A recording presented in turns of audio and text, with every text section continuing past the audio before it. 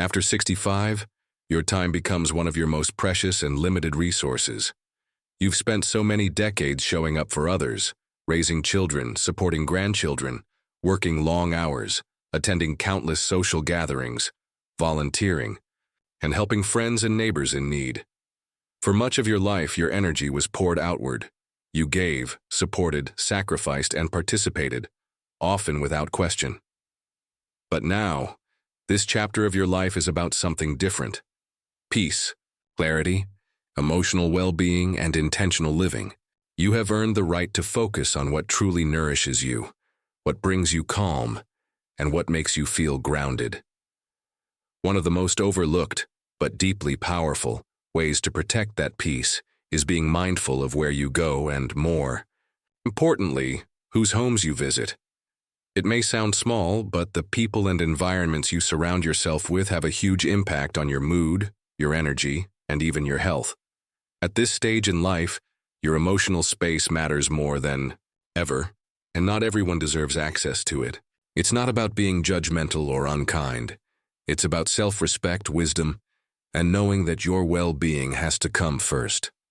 Let's talk about something a little uncomfortable, but incredibly important. There are certain kinds of people whose energy, habits, or attitudes can quietly but steadily drag you down. You may not even notice it at first. Maybe you tell yourself, "Oh, I've known them for years," or "they mean well," or "it's just the way they are." But the truth is, when you spend time in environments that feel heavy, chaotic, or emotionally draining, you pay a price, even if you try to ignore it. So here are 4 types of people whose homes you might want to avoid after 65. Not to be cruel, but to honor the life you've worked so hard to create. First, the chronic complainer. This is the person whose home you visit and, within minutes, the air is thick with negativity. They complain about the weather, their health, the neighbors, their relatives, politics, you name it. You might go in hoping for a light-hearted visit, only to leave feeling weighed down and emotionally exhausted. After 65, you have less patience for unnecessary negativity, and that's a good thing. Protecting your mindset is not selfish, it's wise. You don't have to expose yourself to constant complaints or sour moods just to be polite. Your emotional peace is worth more. Second, the energy vampire. You know this person. Every visit to their home turns into them unloading their problems onto you, asking for advice, help, sympathy, or favors. Maybe they rarely ask how you're doing. Maybe they never offer support in return. Over time, you start to notice that you leave their house feeling drained instead of uplifted. After decades of being there for others, it's okay to ask, "Who is here for me?" You've earned the right to protect your boundaries and walk away from one-sided relationships that deplete your spirit. Third, the chaos creator. Some people's homes are not just physically cluttered, but emotionally chaotic. Every time you visit, there's drama, disorganization, tension, or unresolved conflict swirling around. You find yourself feeling tense, on edge, or even pulled into problems that have nothing to do with you.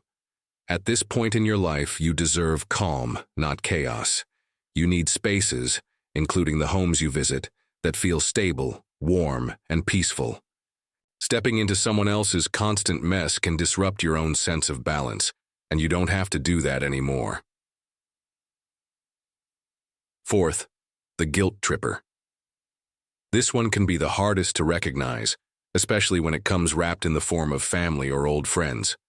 This is the person who makes you feel bad for not visiting enough, not calling enough, not doing enough. Every time you go to their home, there's an undercurrent of obligation or guilt.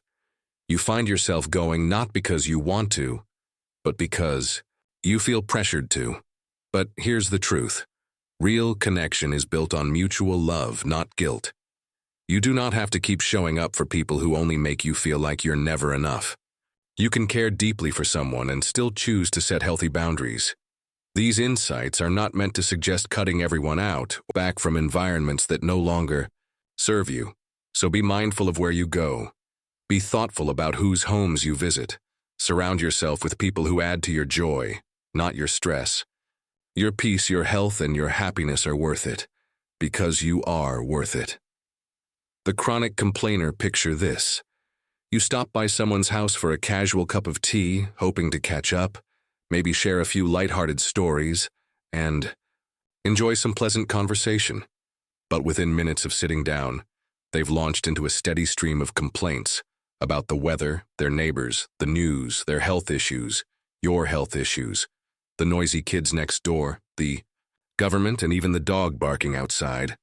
You find yourself nodding politely, offering a few sympathetic words, but inside you start to feel your chest tighten. The weight of their negativity seeps into your own mood, and by the time you leave, you feel emotionally drained, tense, maybe even anxious. This is the subtle but powerful impact of spending time with a chronic complainer. It's not that you don't care or don't want to listen. You've probably spent much of your life being a good friend, a good listener, a supportive presence. But as we age, our emotional resilience can shift. We become more aware of how certain conversations, people, or environments affect our inner peace. Spending too much time with someone stuck in a cycle of negativity can quietly but steadily chip away at your own sense of well-being. It's perfectly fine to be supportive when someone is going through a rough time. In fact, offering a compassionate ear is a beautiful gift, but there's a difference between occasional support and being someone's emotional dumping ground. If every visit leaves you feeling heavier, not lighter, it's a sign to pause and reflect. Protecting your mental and emotional space is not selfish. It's essential. You've reached a stage in life where your well-being matters deeply. You deserve to spend time with people who lift you up, make you laugh, share meaningful conversations, and remind you of the joys of life, not those who drag you into a sea of complaints where you feel like you're drowning. Stepping back doesn't have to mean cutting someone off or being unkind. It can simply mean setting limits, shortening visits, or gently steering conversations toward lighter, more positive topics. Remember, your peace is precious, and you are allowed to guard it. The energy vampire, you probably know this type of person, the one who always seems to need something. Maybe it's emotional support, maybe it's practical help, maybe it's just your time, your attention, or your sympathetic ear. At first, you don't mind lending a hand.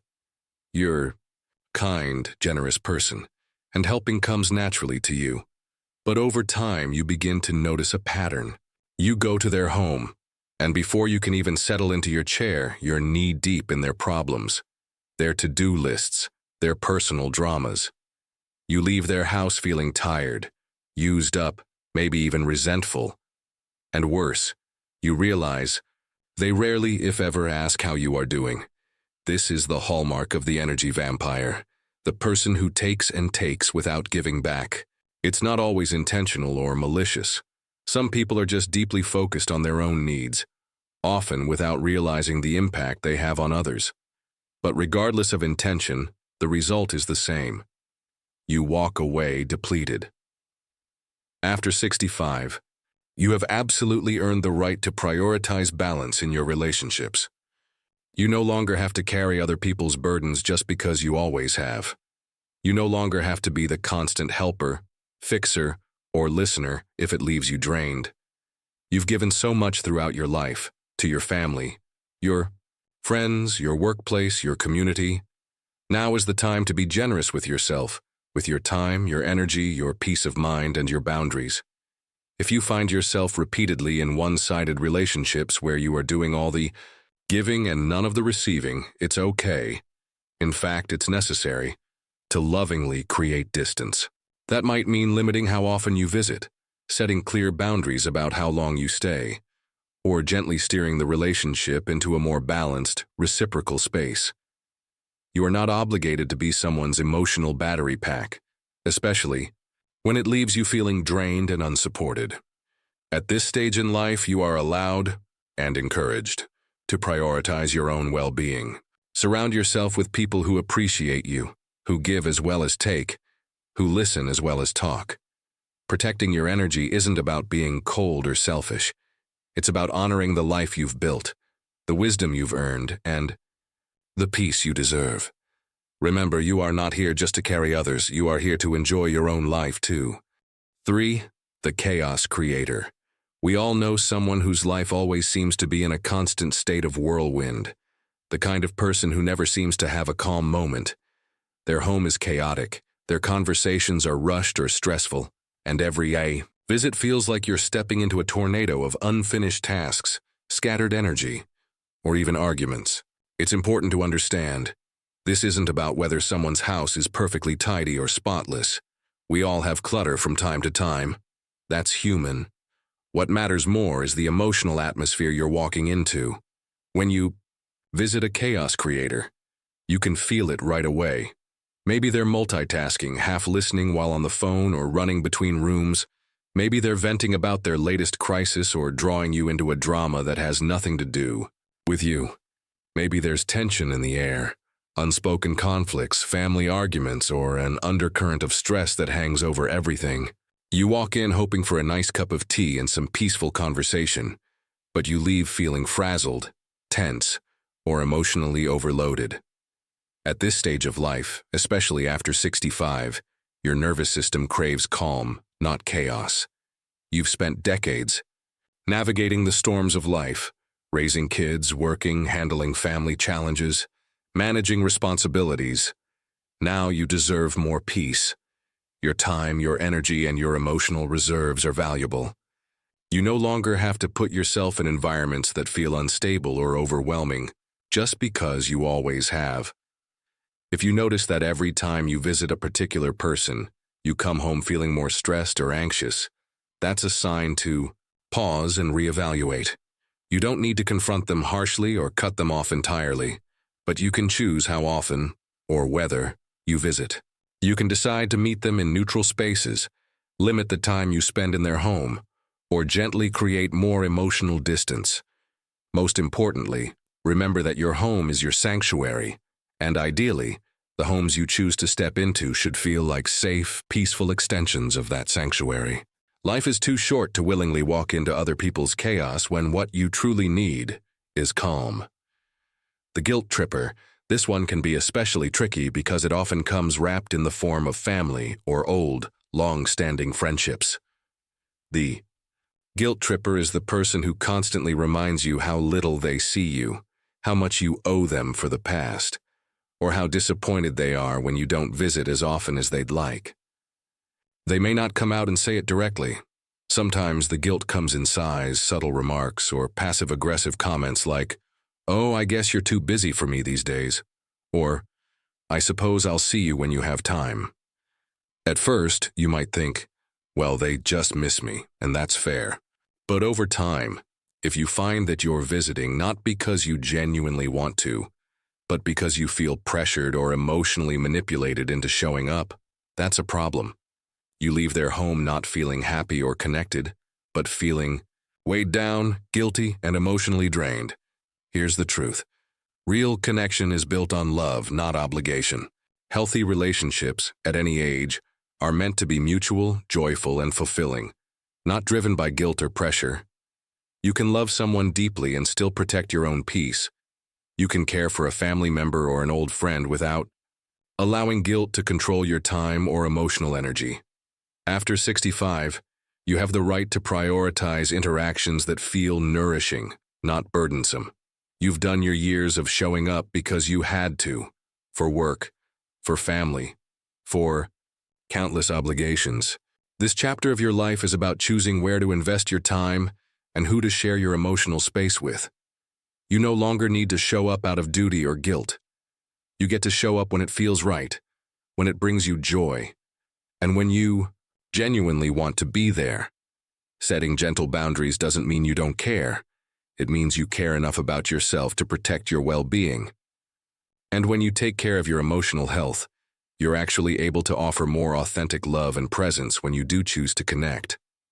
Why this matters? You might be thinking, but I've known them for years. Or, I don't want to hurt anyone's feelings. These thoughts are completely understandable. You're a kind and thoughtful person, and the relationships you've built over a lifetime have been important. The idea of distancing yourself from someone, especially if they've been a part of your life for a long time, can feel uncomfortable. It's natural to feel torn when considering these kinds of changes. especially when you've always been the one to give, to show up, and to care for others. However, here's what's more important: your health, your joy, and your time. Laos. This stage in life, the need to protect your emotional and physical well-being becomes crucial. You've spent so many years taking care of others, meeting expectations, and being there for people in ways that sometimes meant compromising your own needs. Now, it's time to shift that focus back to yourself. Being around people with draining energy, even occasionally, can have profound impacts on your mood, stress levels, and even physical health. It can affect your sleep, raise your blood pressure, and leave you feeling mentally or emotionally drained. In fact, studies show that prolonged exposure to negative people can increase your risk of chronic stress, which is linked to a number of health problems, such as heart disease, depression, and anxiety. You've worked hard to get to a point where you can prioritize your own well-being. Don't allow years of kindness to others to blind you to the importance of nurturing yourself. You've earned this time to focus on your peace and happiness. You've come far enough in life that it's okay to set boundaries and say no when something doesn't serve you. Protecting your peace isn't selfish. It's an act of self-care, which is essential for living your best life in these later years. You deserve to have relationships that add value, joy, and positivity to your days. You don't need to keep people in your life just because you've known them for a long time, or because they've been there for you in the past. Your mental, emotional, and physical health must come first. What to do? Instead, start by paying attention to how you feel after spending time with certain people. It might not always be immediately obvious, but over time you'll begin to notice subtle shifts in your emotional state. Do you feel lighter, inspired, and calm after a visit? Or do you feel tired, irritable, or anxious? These feelings are your body's way of communicating with you about whether a relationship is enriching or depleting. Trust your gut. If you realize that spending time with someone consistently leaves you feeling drained or upset, it's a sign to reconsider how often you visit them, or how much emotional energy you invest in them. You don't have to feel guilty about it. You are under no obligation to maintain every relationship simply out of politeness or habit. It's okay to prioritize your well-being over the comfort of someone else. The next step is setting boundaries. This doesn't mean cutting people out of your life, but it does mean choosing when and how to engage with them. You can say things like, "I'm focusing on my health and rest right now," or "I need some quiet time this week, but I'm thinking of you." Simple, respectful statements like this let others know that you care, but that you also have your own needs too. Tend to. You don't owe anyone your constant presence, but you do owe yourself kindness, care, and the opportunity to live your days with peace. Consider creating more space in your life for the things that make you feel good, whether that's pursuing a new hobby, spending time with people who make you feel uplifted, or simply resting and relaxing. When you start prioritizing what brings you peace, you'll naturally create space for the people and experiences that truly add value to your life. Final thoughts: at 65 and beyond, your life should be centered around what brings you peace and joy, not what steals it. Your time is precious, and you have the right to decide how to spend it. Just as you choose your doctors carefully or your favorite chair, you should also choose your environments with equal mindfulness. Surround yourself with people who bring positivity and love, not those who leave you feeling drained or anxious. Setting boundaries isn't about being rude or unkind. It's about being wise. It's about taking ownership of your life and creating the kind of environment that nurtures your soul. You've earned the right to protect your time, your space, and your spirit. You've worked hard for the freedom to live life on your own terms. Now it's time to enjoy that freedom to the fullest. Remember, not everyone deserves a seat at your table, and that includes whose homes you choose to walk into. Be selective about where you go and who you spend time with. When you choose wisely, you invite peace, calm, and happiness into your life.